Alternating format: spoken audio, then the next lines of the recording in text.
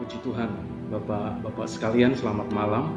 Pada malam hari ini kita mau beribadah kepada Tuhan dan kita mau bersekutu dalam Tuhan. Kiranya ibadah malam hari ini menjadi berkat bagi kita semuanya. Amin. Bapak-bapak siapkan hati, kita akan siapkan Alkitab kita. Mungkin bapak-bapak yang belum siapkan, mari kita siapkan terutama hati kita agar kita dapat mengerti kehendak Tuhan dalam kehidupan kita. Mari kita tunduk kepala, kita akan berdoa. Haleluya. Bapa Surgawi, pada malam hari ini Tuhan, kami datang kepadamu Tuhan. Kami mengucap syukur karena Engkau mengembalikan kami untuk kami dapat bersekutu di dalam ibadah Pelprip malam hari ini Tuhan. Tuhan, berbicaralah Tuhan melalui hamba-Mu agar kami semua kaum pria di GPDI Kepaduri Tuhan mendapatkan berkat yang luar biasa karena Tuhan mau berbicara kepada kami. Terima kasih Tuhan, urapi hamba-Mu yang menjadi saluran berkat bagi kami dan urapi kami yang mendengar dimanapun kami berada agar kami dapat menyiapkan hati kami dan kami siap untuk mendengar bahkan melakukan firman-Mu Tuhan. Di dalam nama Tuhan Yesus Kristus kami ucap syukur dan berterima kasih dan kami mulaikan ibadah kami malam hari ini. Haleluya, haleluya. Amin. Puji Tuhan. Malam hari ini firman Tuhan akan disampaikan oleh Bapak Pendeta M. Bambang. Amin. M-nya ya dari seberang dan beliau adalah Gembala Sidang GPDI Philadelphia 2 di Deli Serdang, Sumatera Utara. Ya, bisa menyapa kita malam hari ini dan memberkati kita membagikan firman Tuhan. Puji Tuhan, kita akan dengarkan. Silakan Bapak Bambang. Halo, salam. Ya, salam pria Pantai Kosta. Sekali lagi, salam pria Pantai Kosta. Saudara-saudaraku yang kasih, mari hari ini kita akan belajar ya khusus untuk para pria-pria ya. Pria Pantai Kosta. Saudara-saudaraku yang kasih, kalau kita dikatakan pria Pantai Kosta, saudara-saudaraku yang kasih, tentu kita harus berbeda ya dengan pria-pria yang tidak punya belakangnya Pantai Kosta, saudara-saudaraku yang kasih ya. Kenapa? Karena Pantai Kosta ini kan kita langsung ingat ya tak? Setiap orang mendengar Pantai Kosta ya langsung ingat apa? Ingat Roh Kudus ya, ingat pencurahan Roh Kudus dan lain sebagainya ya. Jadi kita harapkan kalau kita pria Pantai Kosta adalah para pria-pria yang sudah ya dikaruniai Roh Kudus, yang sudah ya mendapatkan pencurahan Roh Kudus, saudara-saudaraku yang kasih, sehingga hidupnya itu harus berbeda ya. Harus berbeda, saudara-saudaraku. Kalau hanya sama saja, saudaraku, ya apa gunanya, kan begitu, saudaraku ya. Nah, saudara, bukan berarti kalau umpamanya kehidupan kita tidak seperti yang diharapkan di Alkitab, ya kita kan bisa belajar, ya, bisa belajar ya. Minimal dari sekarang kita harus adakan perubahan, ya. Dan kita harapkan setelah para pria-pria ini mendengar firman Tuhan, saudaraku yang kasih, kita harapkan kita berubah menjadi benar-benar pria Pantai Kosta. Ya, haleluya, haleluya. Saudaraku yang kasih, ayo kita akan belajar pada saat ini ya. Pria itu sebagai imam ya atau pemimpin dalam keluarga. Ya. Jadi sangat salah, saudaraku yang kasih ya. Ketika mendapatkan sebuah predikat pria itu adalah pemimpin ya, lalu kemudian otoriter ya, lalu kemudian sama keluarga menangnya sendiri ya, istri ya, kalau nggak nurut dipukul ya, salah saudaraku ya, salah. Itu manusia lama namanya ya, bukan manusia Pantai Kosta, saudara-saudara ya. Ayo pada saat ini kita akan lihat, saudara-saudaraku yang kasih, minimal ada 3 pria yang ada di dalam Alkitab, saudara-saudaraku yang kasih, baik dalam perjanjian lama maupun perjanjian baru, yang bisa menjadi suri teladan bagi kita, contoh bagi kita ya. Seperti mereka inilah ya kita harapkan hidup kita ya, sehingga diberkati seperti mereka diberkati oleh Tuhan. Halo pria-pria Pantekosta, mau diberkati Tuhan? Kalau mau diberkati Tuhan, ya kita akan perhatikan. Ya, saudara-saudaraku yang kasih, Yosua itu pria yang pertama kita pakai sebagai suri teladan kita. Siapa yang tidak kenal dengan Yosua? Ya. Semua orang percaya, semua orang Kristen itu pasti mengenal tentang Yosua. Kita lihat, dia punya tujuan hidup jelas, ya. Dan dia bukan hanya dia sendiri, tapi dia bertanggung jawab terhadap keluarganya, ya. Dan keluarga tidak hanya berbicara tentang suami, istri, dan anak-anak, tidak, ya. Tapi keluarga juga berbicara tentang suami, istri, anak-anak, dan semua yang tinggal di rumahnya. Itu keluarga, saudara-saudaraku yang kasih, ya. Dan kita lihat nas yang ada di dalam Alkitab. Yosua pada pasal yang ke-24, saudara-saudaraku. Pada ayat yang ke-15. Perhatikan ya, ayat yang ke-15, saudara-saudaraku yang kasih, dikatakan seperti ini.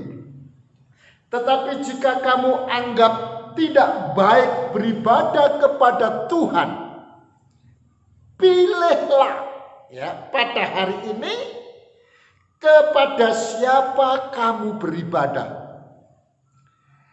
Allah, perhatikan, Allah hurufnya kecil, ya. Allah yang kepadanya nenek moyangmu beribadah di seberang sungai Efrat, ya. Atau Allah orang Amori yang negerinya kamu diami ini. Tetapi aku dan seisi rumahku,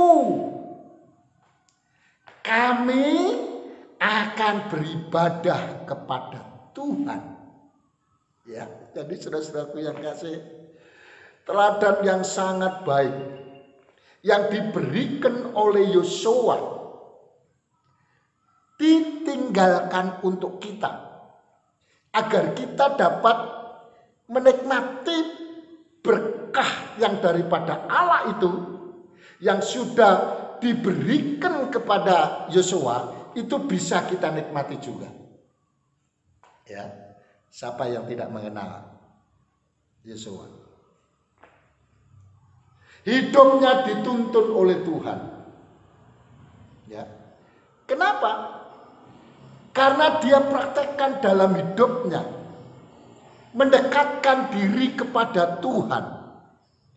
Tidak mau tipu menipu, tidak mau bohong. Sekalipun untuk menyatakan kebenaran, itu harus ada masalah yang dia hadapi, ya, itu harus menghadapi banyak tantangan. Ingat, ketika Yosua bersama dengan rekan-rekan sebagai pengintai, berapa orang? 12 orang, ya, atau 12 orang, saudara-saudaraku, mewakili setiap suku dari bangsa Israel. Namun 2 dari 12, ya, artinya 2 Yosua dan Kaleb. Lalu kemudian yang 10, saudara-saudaraku yang kasih, ini yang 10 mengadakan sepakatan. Ya. Wah, gawat kita. Kalau kita katakan yang benar, cilaka kita. Ya, cilaka kita. Ya, maka itu kita akan buat reka-reka. Ya, atau istilahnya kabar buruk. Apa itu? Dia ketika setelah selesai mengintai, ya, dia pulang kasih laporan. Ya, Pak Musa. Ya, ini coba kita tidak bisa masuk ke sana. Kenapa? Itu orang-orang Kanaan, orang-orang yang besar, kokoh-kokoh, kuat. Loh kita, kalau dibandingkan dengan mereka, kita ini kan kayak belalang. Lah mereka itu kayak raksasa. Raksasa itu besar, kita kecil. Nggak mungkin kita bisa mengalahkannya. Udah, kita nggak usah ke sana. Cilaka kita, sama dengan bunuh diri. Tapi apa yang dilakukan, yang dilaporkan oleh Yosua saat itu memang bersama dengan Kaleb? Ya, tidak Pak Musa, tidak. Ya, memang mereka besar-besar. Ya, kenapa? Karena tanahnya sumur-sumur, saya lihat dengan mata kepalaku. Tapi nggak usah takut. Ya, kita ada Tuhan. Kita bersama dengan Tuhan, kita kalahkan dia, kita bisa masuk. Ya, jadi saudara-saudaraku yang kasih, Yosua lebih mengutamakan Allah. Ya, Yosua tahu yang menyuruh itu adalah Allah, maka selalu akan disertai Tuhan. Dan memang betul dia selalu disertai oleh Tuhan. Ya, seperti yang dikatakan dalam Alkitab. Ya. Ya. Suku-suku yang ada di situ, bangsa Israel, 12 suku. Mereka sudah banyak terpengaruh dengan budaya, dengan kebiasaan bangsa-bangsa yang ada di situ. Menyembah berhala, mereka menyembah berhala. Makanya dikatakan tadi saudara-saudaraku yang kasih, ya, Allah yang kepadanya nenek moyangmu beribadah di sungai, di seberang sungai Efrat. Atau Allahnya orang Amori, diikuti. Salah. Ya. Jadi penyembahan berhala itu salah. Ya. Sekalipun itu diturunkan oleh nenek moyang kita. Kalau itu bukan daripada Allah yang Esa itu, salah, jangan diikuti, saudaraku yang kasih. Apalagi kita ini pria Pantai Kosta, saudaraku yang kasih. Ya, tentu kita tidak akan pergi ke tahayul. Ya, tentu kita tidak akan pergi kepada dukun dan lain sebagainya ketika kita punya masalah. Tidak, saudara. Ya, Yosua dengan jelas. Ya, silakan kalau kamu percaya kepada yang lain, menyembah Allah yang lain, silakan. Kita buktikan hari ini. Ya, siapa sebenarnya Allah? Siapa sebenarnya yang benar? Ya. Kami.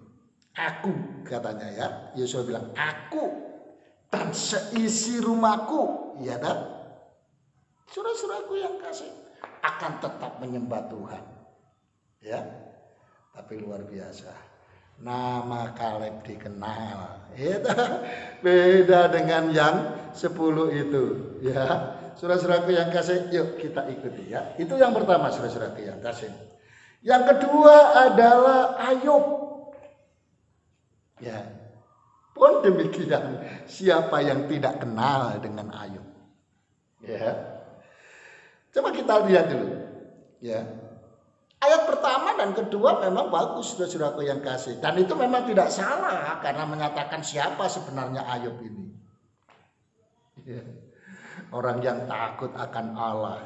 Ya, orang yang saleh. Ya, orang yang menjauhi kejahatan, saudara-saudaraku yang kasih. Apakah kalau ada orang yang seperti ini, ya sudah saleh, ya lalu kemudian takut, ya berbuat salah, ya menjauhi kejahatan, saudara-saudara, lalu kemudian tidak ada masalah? Tidak. Ini gambaran yang sangat baik kepada kita. Kenapa? Karena banyak sekali orang Kristen di akhir zaman ini, saudara. Udah berapa banyak orang yang datang kepada saya, ya, mengatakan begini, Pak Pendeta, ya, Tuhan itu tidak adil sama kita. Kenapa? Saya punya masalah padahal orang lain ku dengar. Ya, orang lain bersaksi ditolong oleh Tuhan. Ya, padahal aku ya kurang apalah. Setiap minggu aku beribadah. Setiap gereja perlu pembangunan saya bantu. Saudaraku yang kasih. Ini aku punya masalah padahal cuma satu saja. Bertahun-tahun sampai hari ini belum selesai. Coba saya tanya kepada bapak-bapak, pria Pantekosta ini. Menurut hati bapak-bapak sekalian, pria Pantekosta ini, Allah itu kasih enggak? Kalau ada orang mengatakan Allah yang tidak kasih, ya, atau pilih kasih, tidak mengasihi, itu adalah orang yang paling bodoh di dunia. Kenapa? Karena begitu besar kasih Allah akan dunia ini, sehingga ia mengaruniakan anaknya yang tunggal, supaya barang siapa yang percaya kepadanya tidak binasa, melainkan beroleh hidup yang kekal. Jadi Tuhan kita Tuhan yang esa. Oleh karena kasihnya kepada umat manusia, sehingga ia turun ke dunia menjadi manusia. Manusia menerimanya, manusia menyembahnya. Yesus disalib. Yesus ditolak, saudara-saudaraku yang kasih. Tapi apa yang terjadi? Di atas kayu salib Tuhan masih bisa memberkati. Tuhan mengampuni. Coba bayangkan. Dan kita telah melihat, kita telah mendengar bagaimana Tuhan menolong dan memberkati kita. Jadi kalau ada orang yang mengatakan Tuhan tidak pernah mengasihi, saudara, itu adalah bohong. Ya. Oh, Tuhan tidak adil. Mereka ditolong kok aku tidak. Saudara, kalau ada orang Kristen yang mengatakan seperti itu, saudara, orang itu tidak memahami apa yang ada dalam Alkitab. Ya. Apakah hidupmu lebih baik daripada Ayub? Ayub yang sudah sedemikian rupa, dia tetap, ya, perhatikan, dia tetap Tuhan luar biasa. Dia tetap Tuhan yang utama. Maka itu ketika dia berada di dalam sebuah kesulitan yang besar, ya, saudara-saudara yang kasih, kita lihat, ya, orang terdekat pun itu bisa menjadi musuh. Ya. Dan kalau dalam sebuah keluarga, seorang suami pria Pantekosta, saudara-saudaraku yang kasih, ya, yang paling dekat dari seorang suami siapa? Istri. Dan apa yang dikatakan istri Ayub? Ayub pada pasal yang kedua ayat 7 sampai dengan 10 dikatakan begini. Kemudian iblis pergi dari hadapan Tuhan. Lalu ditimpanya Ayub dengan bara yang busuk dari telapak kakinya sampai ke batu kepalanya. Ya. Lalu Ayub mengambil sekeping beling untuk menggaruk-garuk badannya, ya, badannya sambil duduk di tengah-tengah abu. Maka berkatalah istrinya kepadanya, masih bertekunkah engkau dalam kesalehanmu?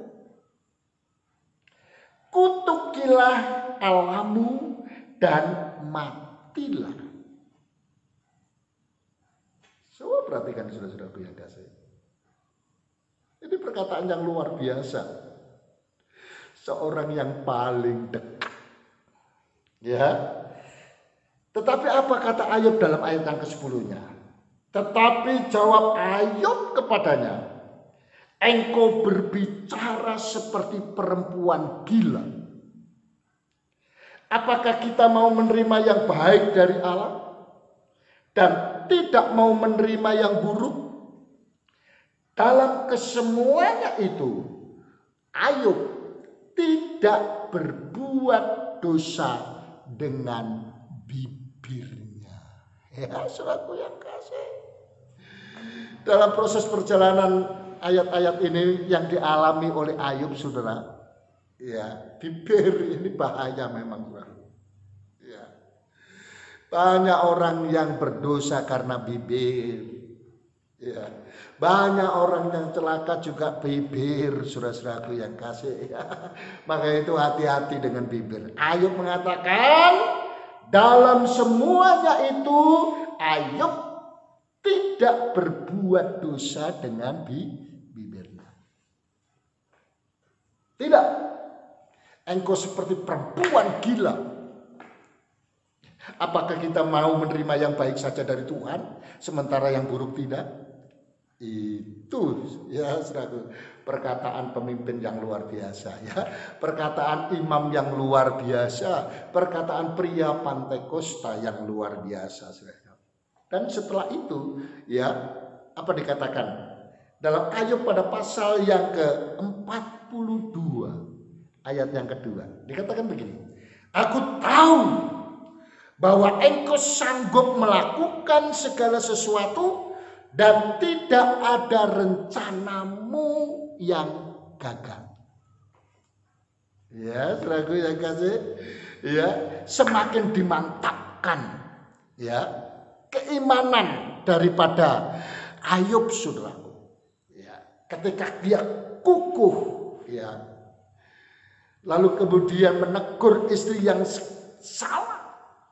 Ya, saudaraku yang kasih, teguran itu bukan berarti sebuah kebencian, saudara-saudaraku yang kasih.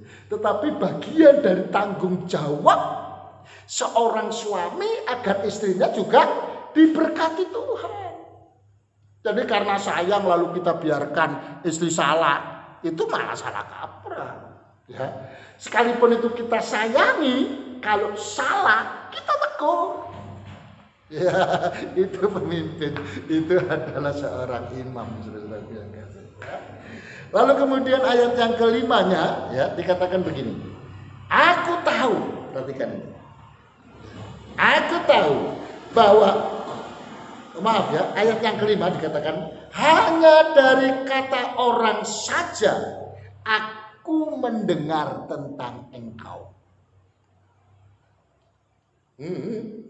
Ya.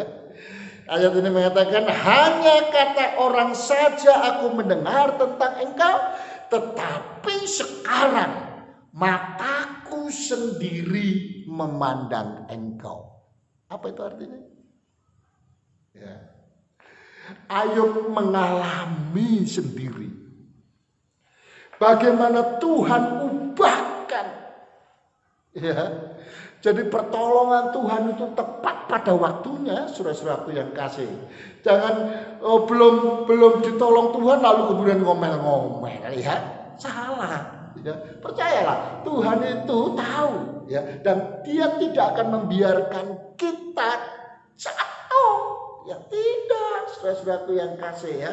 Karena pencobaan-pencobaan yang kamu alami itu tidak akan melebihi kekuatan. Kita harus tahu itu. Ya, jadi seberat apapun masalah kita, ya, kita tetap percaya kepada Tuhan, tetap berharap kepada Tuhan. Ya, kekristenan itu alami hidup bersama dengan Tuhan. Ya, jadi jangan bilang aku udah Kristen, aku masuk surga. Tidak, saudara-saudaraku yang kasih ya. Begitu ada masalah lari, gitu. Lalu kemudian percaya kepada agama lain. Ya, ini Ayub. Ya, sekarang aku melihat dengan mata kepalaku sendiri. Ya, yuk kita bapak-bapak, ya, pria Pantekosta. Ayo, Ya, kita harus punya pengalaman dengan Tuhan. Supaya apa? Supaya kita tidak tinggalkan Tuhan. Apapun masalah kita, ya. Nah, lalu kemudian saudara-saudaraku yang kasih, yang ketiga, contoh yang patut kita teladani adalah Kornelius. Siapa? Kornelius, saudara-saudaraku yang kasih. Ya, siapa yang tidak tahu tentang Kornelius? Ya. Jadi ini adalah contoh yang sangat bagus. Ya. Perwira dari tentara di Italia, Kaisaria. Ya. Kita akan baca saudara-saudaraku yang kasih dalam Kisah Para Rasul pada pasal yang ke-10 ayat 1 sampai dengan ayat yang ke-4. Ya. Kita akan baca bersama-sama ya. Oke. 2, 3. Di Kaisaria ada seorang yang bernama Kornelius. Seorang perwira pasukan yang disebut pasukan Italia. Perhatikan, ia saleh. Ya. Terus ia dan seisi rumahnya takut akan Allah. Perhatikan, ya. Dan ia memberi banyak sedekah kepada umat Yahudi dan senantiasa berdoa kepada Allah. Luar biasa. Orang yang sangat setia dia. Ya, dan setia itu bukan hanya sekedar ucapan. Rajinnya datang ke gereja. Tidak, saudara-saudaraku yang kasih. Ya. Dia lakukan 4 hal ini saudara oleh Kornelius dan keluarganya. Coba bayangkan. Kornelius dan keluarganya. Ya. Ada 4 ya hal ini yang dia lakukan dengan setia. Ya. Yang pertama apa? Dia saleh. Dimanapun dia saleh. Di rumah saleh. Di tempat usaha pekerjaan saleh. Saudara-saudaraku yang kasih. Ya. Ada begitu banyak orang di gereja saleh, tapi di luar gereja. Saudara-saudaraku yang kasih. Yang kedua, bukan hanya ia, tapi dia berhasil seisi rumahnya. Ya, takut akan Allah. Seorang pengusahawan dalam ibadah full gospel. Saudara-saudaraku yang kasih, bersaksi dalam pengalamannya saudara-saudaraku. Yang membuat dia sulit dan dia harus berjuang saudara-saudaraku yang kasih. Dia menghadapi orang terdekatnya, istrinya. Dia katakan pengusaha ini saudaraku. Sebelum dia bertobat, keuntungan dia banyak saudara-saudaraku yang kasih. Kenapa? Karena dia bisa sabat sana, bisa sabat sini, sehingga keuntungannya besar. Menghalalkan segala cara. Begitu dia bertobat, awal-awal bertobat saudara, wah, gak bisa. Gak bisa. Harus semuanya apa adanya, sesuai dengan kenyataan. Bukan berkurang penghasilannya saudaraku. Istrinya marah-marah saudaraku. Kenapa cuma sekian dan lain sebagainya. Itu kesaksiannya. Ya, memang di dalam kesaksian itu saudaraku, dia berhasil membawa istrinya mempunyai pemahaman yang benar tentang kekristenan. Tapi kalau tidak, susah. Ya, maka itu saudara-saudaraku yang kasih, Kornelius sudah saleh, seisi rumahnya takut akan Tuhan dan memberi banyak sedekah, saudara. Bayangkan memberi banyak sedekah, tidak dia ungkit-ungkit. Tapi manusia sekarang, saudara, baru memberi sekian, ya diingat-ingat sampai mati. Itu gerejaku, kalau nggak ada aku nggak berdiri itu. Saya kasih. Apakah benar seperti itu? Engkau pun tidak pernah mengasihi, gereja tetap berdiri. Karena tangan-tangan Tuhan itu banyak sekali. Haleluya. Ya, saudara yang kasih. Ya. Iya. Terus yang keempat yang dilakukan dengan setia oleh Kornelius adalah senantiasa berdoa kepada Allah. Senantiasa berdoa kepada Allah. Jadi tak jemu-jemunya. Jadi berdoa bukan masalah mood gak mood, saudara-saudaraku yang kasih. Ada orang berdoa kalau dia lagi mood, dia berdoa. Ya kan gitu kan. Nanti kalau gak mood, dia gak berdoa. Tapi ada juga orang sebaliknya, gitu. Lagi mood dia malah nggak berdoa, ya. Tapi kalau lagi nggak mood, ada masalah dan lain sebagainya, justru malah berdoa, ya. Mood nggak mood berdoa. Kornelius, pria yang luar biasa ini, ya. Dia kan sudah diurapi Tuhan, saudaraku, ya. Ya, pria Pentakosta dia. Senantiasa dia berdoa, ya. Senantiasa dia berdoa. Jadi saudara-saudaraku yang kasih, bergaul dengan Allah, dan dia berhasil bukan hanya dirinya sendiri, tapi seluruh keluarganya takut akan Tuhan. Makanya ketiga pria ini, baik Yosua, baik Ayub, baik Kornelius, semuanya diberkati oleh Tuhan Yesus Kristus. Bagaimana dengan pria-pria Pentakosta yang hadir pada saat ini? Ya, ingin sukses, ingin berhasil, ingin diberkati, yuk semuanya, ya, kita ikuti teladan ini. Kita datang kepada Tuhan, kita tempatkan Tuhan sebagai yang utama di dalam keluarga kita. Haleluya, haleluya. Tuhan Yesus memberkati engkau. Haleluya. Puji Tuhan, Bapak-bapak sekalian, malam hari ini kita telah menerima firman Tuhan dari Bapak Pendeta Bambang. Kiranya kita dapat meneladani firman yang luar biasa ini. Kita meneladani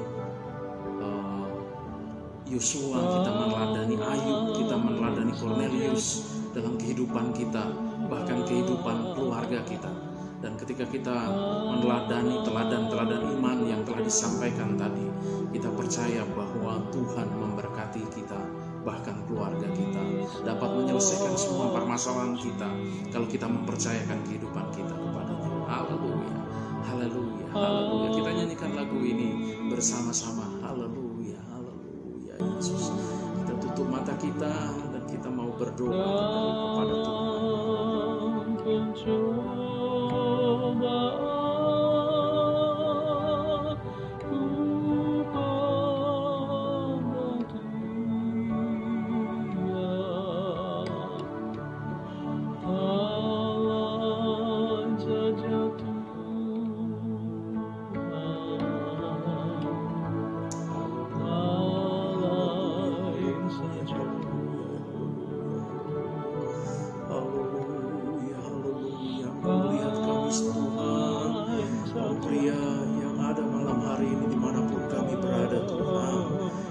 Syukur buat ibadah malam hari ini Tuhan.